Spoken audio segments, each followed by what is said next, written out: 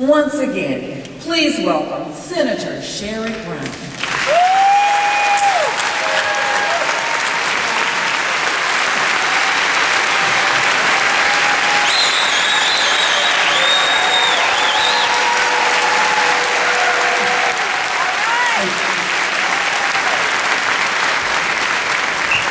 Thank you very much, Larry. Thank you, and thank you all for the reception, but more importantly, thank you for what you do every day to make this state better.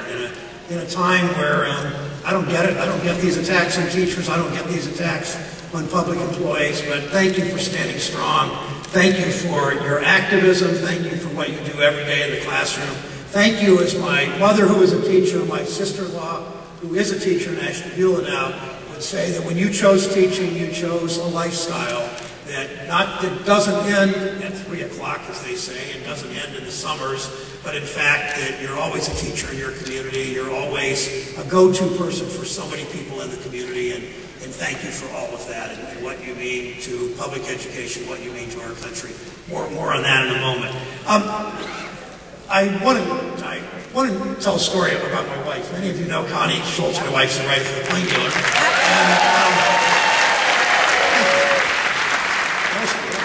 She and I were at the Democratic Convention in Denver a couple of years ago, and we one afternoon there was a reception at this restaurant, and there were 4 or 5 senators there thanking people that had helped the Democratic Senate Campaign Committee for their assistance. And each of the 4 or 5 senators stood there with the microphones. It was a very crowded room, no chairs or tables, and there were people just sort of packed in. And so I took the microphone, I began to thank people in a 2 or 3 minute little speech, and this guy standing next to my wife, whom she had never seen before, turns to her and says, "I hate that guy's voice." This is a true story. And my wife said, "Yeah," and he said, "Yeah, man, when that guy speaks," she says to my wife, "when that guy speaks, it's like fingernails on a blackboard. I can't stand hearing him." And Connie said, "Really?" He said, I like his voice." And this guy said, "You like his voice?" And she said, "Yeah, you know what, I really like his voice?" And he said, "When?" And she goes like this, "I really like it when he wakes me up in the middle of the night and says, 'I love you, baby.'" And this guy, that's an absolute true story. This guy, I mean, as I said, I spoke maybe 2 minutes, went back 20 feet away where she was standing. This guy was already in Colorado Springs or something. I never did really get to see him. Thank you again. I want to talk about the context of SB 5 and in public education and all that you do. I wear in my lapel a pen that's a depiction of a canary in a bird cage, given to me at a worker Memorial Day 10 or 12 years ago in Lorraine one day. This pen signifies, as you know, because you understand labor history, that this pen signifies the mine worker taking the canary down in the mine. If the canary died from lack of oxygen or toxic gas, the mine worker got out of the mine. He had no union 100 years ago strong enough to protect him, no government that cared enough to protect him in those days. And in those days, a baby born in this country had a life expectancy of about 45 or 46 years. Today, 100 years later, a child born in this country lives, three decades longer than that. It's not just because of high-tech medicine, pharmaceuticals, or heart transplants. It's mostly about what the labor movement, what people who are progressive and care about this country have done.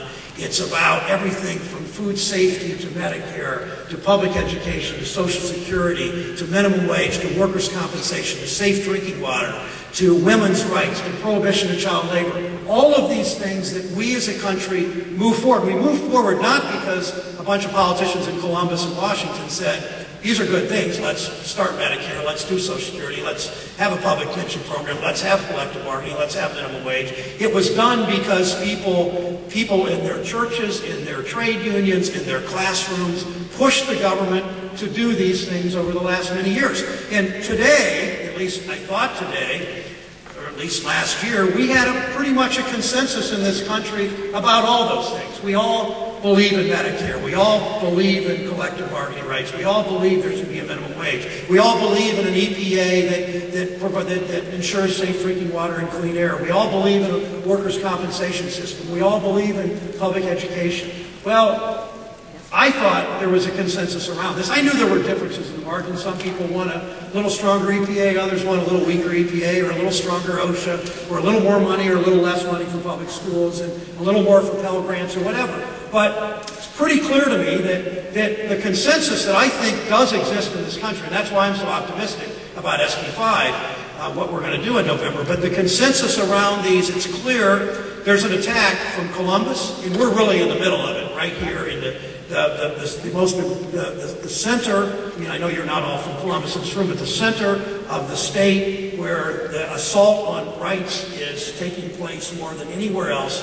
Why nationally the vote in November on SB 5 repeal is the most important election in the country, the most watched election in the country, because of the attack on on collective bargaining rights, the attack on voting rights, the attack on women in Columbus in the state legislature, in Washington, the attack on Head Start, the attack on Pell Grants, the attack on public radio, the attack on Medicare, the attack on Social Security. All these things, I think, are absolutely hostile, absolutely inimical to what we as a nation has stood for 75 years. The reason we have a prosperous middle class in this country, more than anything, is in the 1930s, Congress passed, with Franklin Roosevelt signing, collective bargaining rights. We know what it did for you. We know what it did for poverty.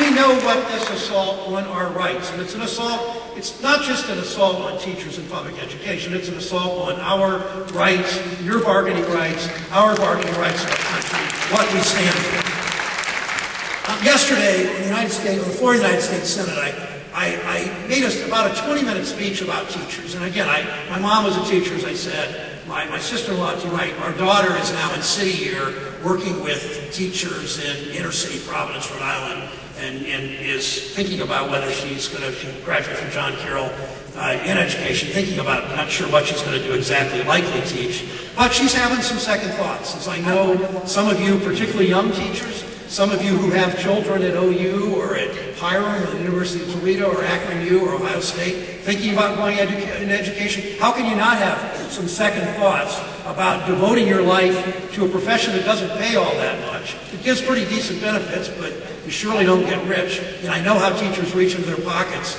and so often help a kid with lunch money, or so often help a kid with a coat, or so often help a kid with paper and pencils and all the things that you do. But how can young people not have second thoughts about a profession when politicians that run our state, conservative politicians that run our state, are attacking their profession, attacking what they stand for? And that's, to me, one of the real tragedies of what John Kasich and this crowd across the street are trying to do to all of us. But I made a speech yesterday in the Senate floor about teachers, and I went around to people in my office and got the stories of what teachers had meant to them. And most of these people in my Washington office and Cleveland office and Columbia, all over, are pretty young. Most of them are, in their 20s, 30s, and they remember their teachers well. Some of them are older, remember their teachers pretty well too. And I just told stories at the Senate floor of what teachers had meant by name, the teachers' names, not the name of the people in my office. I was talking about the teachers' names and what they had meant to them, how they had helped, a student kind of come out of her shell, very shy, and how one teacher in Ohio that I mentioned had made such a difference in empowering this girl, who now is a very impressive young woman, into believing that gender aside, she can be anything that she wants to be. And how another teacher always went to their sporting events and cheered, never showed favorites, but sort of cheered more for the kid with a little less talent and the kid that maybe didn't get in the game as much and was a little bit withdrawn. And how other teachers stood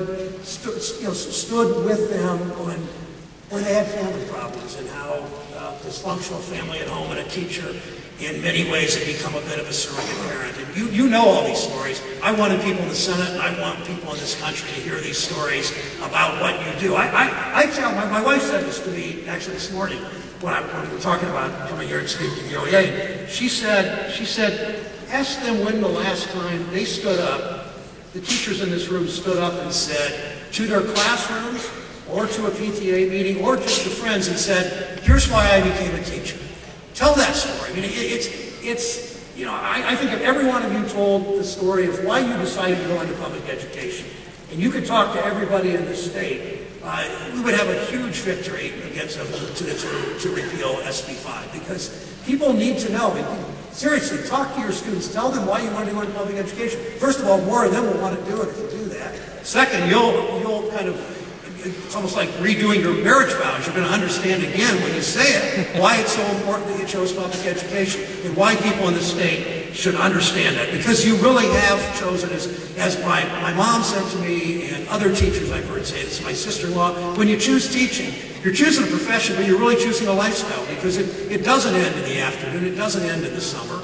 You're always a teacher in the community. You're always at the grocery store, a role model. You always have more influence than I think you really realize in many ways. So what I'm asking you is, as SB 5 goes forward, and you know, there aren't enough OEA members, there's not enough nurses, there aren't enough police and firefighters, there are not enough public employees, and even not enough family members to win this on our own. We know that.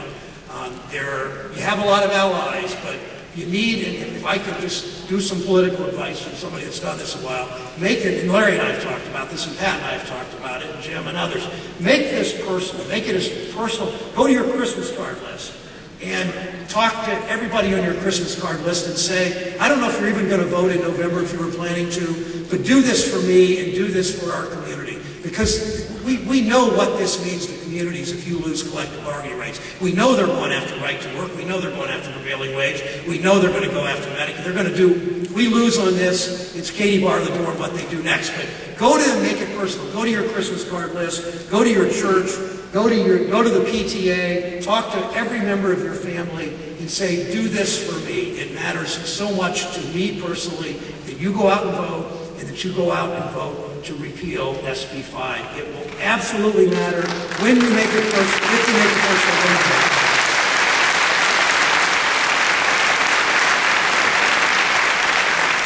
And tell your story.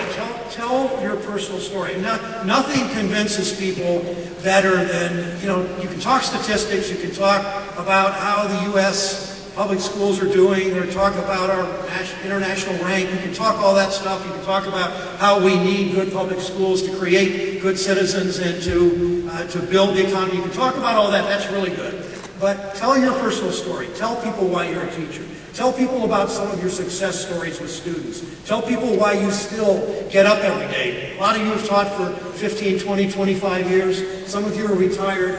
Go back and think about these students you helped and talk about them and just tell the personal story. That moves people, no matter who you're talking to, moves people more than any other. So that's what I'm asking you to do as you prepare in this most important election.